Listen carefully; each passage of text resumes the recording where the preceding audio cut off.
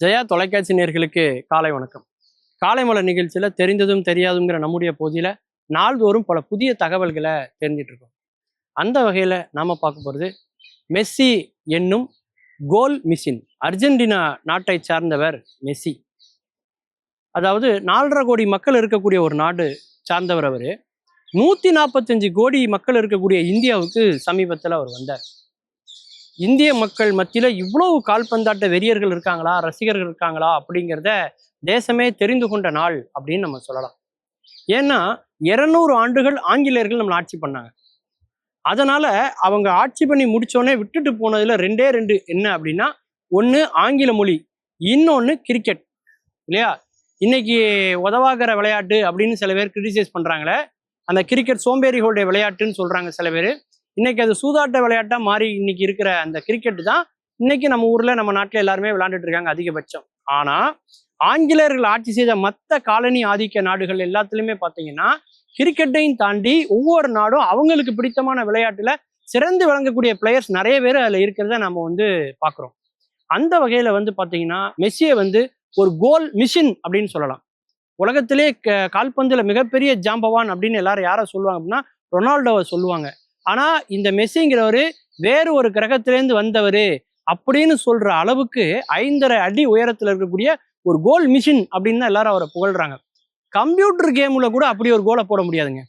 அவ்வளவு நுணுக்கம், அவ்வளவு சாதுரியமாக அந்த கோல் அடிக்கிறதுல மிகப்பெரிய மன்னாதி மன்னன் அப்படின்னு சொல்லலாம். அப்படி கடுமையான பயிற்சி உழைப்பு எடுத்து அவர் பல சாதனைகளை அந்த கால்பந்து உலகத்துல நிகழ்த்தியிருக்கார். இருந்தாலும் அவர் பாத்தீங்கன்னாக்கா தான் சார்ந்த நாட்டுக்கு அவர் ஒரு உலகக்கோப்பையை வாங்கி கொடுக்கலையேங்கிற கவலை அவருக்கு உண்டு. அவர் பார்சிலோனா அணிக்காக விளையாண்டு தான் பல வெற்றிகளை தேடி கொடுத்துருக்காரு. அர்ஜென்டினாவுக்காக மெஸ்ஸி எப்பொழுது உலகக்கோப்பையை வாங்கி தருவார் என்று அர்ஜென்டினா நாட்டினுடைய மக்கள் எல்லாம் ஆர்வமாக காத்து கொண்டிருந்த தருணம் நிறைவேறியது. பிரான்சுக்கு எதிராக நடந்த உலகக்கோப்பையில அர்ஜென்டினாவுக்காக உலகக்கோப்பையை பெற்று தந்தார் மெஸ்ஸி. தன்னுடைய பெரும் கனவு நிறைவேறியதை பெருமிதத்தோடு அவர் சொன்னார். அப்படி கால்பந்தினுடைய மிகப்பெரிய ஜாம்பவனாக திகழக்கூடிய மெஸ்ஸியினுடைய வருகை இந்தியர்கள் எல்லோருக்குமே ஒரு கால்பந்துல ஒரு பெரிய உத்வேகத்தை கொடுத்தது அப்படின்னு சொல்லலாம். இந்தியர்களுக்கு எப்படி கிரிக்கெட் விளையாட்டோ அது மாதிரி அர்ஜென்டினா நாட்டில் உள்ளவங்களுக்கு கால்பந்துன்னா மிக மிக முக்கியம்.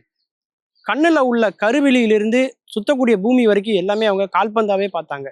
மிகப்பெரிய பித்து பிடித்தது போல இருந்தார்கள் அவர்கள். அப்படிப்பட்ட சூழல்ல தான் அர்ஜென்டினால பிறந்தவர் தான் இந்த மெஸ்ஸி. இளம் வயதுல அவருக்கு ஹார்மோனல் இம்பேலன்ஸுங்கிற பிரச்சனை அவருக்கு இருந்துச்சு. அப்போ அதற்கான மருத்துவ செலவுகள் நிறைய பண்ணணும். அவருக்கான மருத்துவ செலவை ஏற்பதற்கு அன்னைக்கு அர்ஜென்டினால எந்த நகரமும் தயாரா இல்லை. அப்போ அவருக்கு நேசக்கரம் நீட்டியது யாரு அப்படின்னா பார்சிலோனியா தான். அவங்க ஒரே ஒரு கண்டிஷன் மட்டும் விதிச்சாங்க.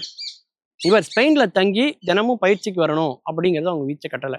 அப்படி செஞ்சா அவருக்கான மருத்துவ செலவுகளை நாங்களே ஏத்துக்கிறோம் அப்படின்னு சொன்னாங்க. ஆனா இவர் ஸ்பெயினுக்கு போகணும்னா கண்டிப்பா அவர் வீட்டை பிரியணும்.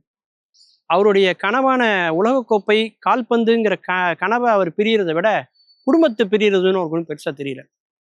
ஸ்பெயினுக்கு போறாரு அவங்க அப்பாவோட உதவியோட. அங்க போய் அதில் பல பயிற்சிகளை எடுக்கிறாரு. அவர் செய்யக்கூடிய அந்த கோல் அதெல்லாம் பார்த்து அந்த பார்சிலோனால உள்ள கார்லஸ் அசந்து போறாரு. எதிர்காலத்துல இவர் பெரிய ஒரு கால்பந்துல நட்சத்திரமா வருவார், இவரை விட்டுறக்கூடாது, இவர் நம்ம அப்படியே வச்சிருக்கணும், இவரை பயிற்சி கொடுக்கணும் அப்படின்னு சொல்றாங்க. ஆனா அதுலயும் அவருக்கு சில சிக்கல்கள் வருது. இவர் ஸ்பெயினினுடைய குடியுரிமை பெற்றவர் இல்லை. அதனால ஸ்பெயின் சார்பாக அவர் விளையாட முடியாத சூழல் ஆரம்பத்தில் இருந்துச்சு. அது மட்டும் இல்லாமல் இவருடைய விளையாட்டு திறமை, அசத்தியம் இதெல்லாம் பார்த்து அசந்து போய் கார்லஸ் என்ன பண்ணான்னா கையில கிடைச்ச ஒரு பேப்பர் காகிதம் அதுல அவர் எழுதி கொடுத்துருக்காரு. இவர் நம்முடைய சொத்து, இவரை விட்டுறக்கூடாது, இவர் தான் எதிர்காலத்தை சிறந்த வீரராக வருவார்னு அவர் சொல்லியிருக்கார். அந்த அளவுக்கு ஒரு பேர் எடுத்தவர் தான் மெஸ்ஸி. அது மட்டும் இல்லாமல் அவர் அந்த உள்ளூர் குழுக்களில் விளையாடுகிற போது அந்த நாட்டில் விளையாண்ட வீரர்களே மிக குறைந்த வயதுல முதல் கோலை அடித்தவர்ங்கிற பெருமையை முதல்ல இவர் வாங்குறார். இவர் வாங்கின முதல் கோல்லையே ஒரு பெரிய சாதனையை அவர் பண்றார். அதற்கு பிறகு வேற ஒரு அணியோட மோதும்போது மூர்க்கத்தனமாக மோதி நிலை குலைந்து ஒரு பெரிய மருத்துவ சிகிச்சைக்கு மறுபடியும் உட்பட்டு போகிறார்.